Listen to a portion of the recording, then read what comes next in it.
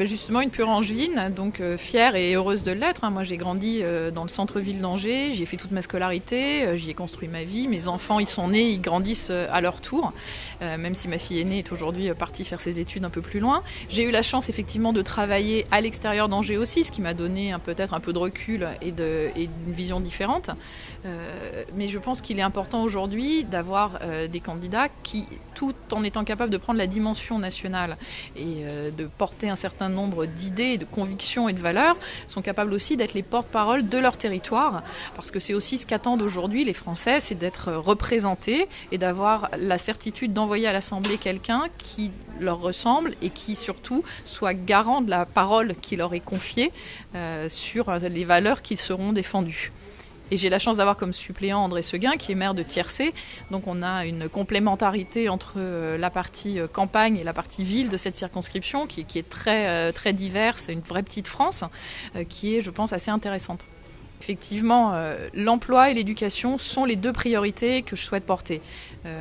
Pourquoi l'emploi ? Parce qu'on sait bien qu'aujourd'hui, c'est la première demande. Dans un pays où vous avez bientôt 10% de chômeurs, il est indispensable de répondre à cette question-là. Comment on y répond ? On y répond en libérant les entreprises, on y répond en allégeant les charges, on y répond en déréglementant, en arrêtant de surtransposer, par exemple, dans le monde agricole, toutes les directives européennes qui étouffent aujourd'hui tous nos entrepreneurs agricoles.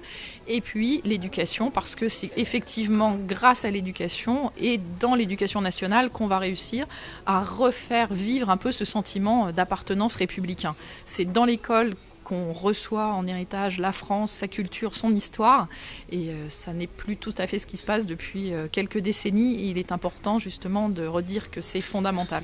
J'ai choisi, moi, de rester fidèle à mes valeurs et à ma famille politique. Je pense que c'est la clarté aujourd'hui qu'attendent un certain nombre de Français.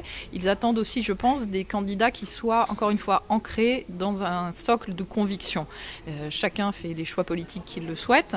Est-ce que demain, je suis capable de travailler sur certains sujets avec le gouvernement tel qu'Emmanuel Macron l'a constitué ? La réponse est oui sur certains sujets. Mais il y a un certain nombre de valeurs sur lesquelles je ne négocierai pas. Et j'en donne ma parole à ceux qui feront le choix de voter pour moi.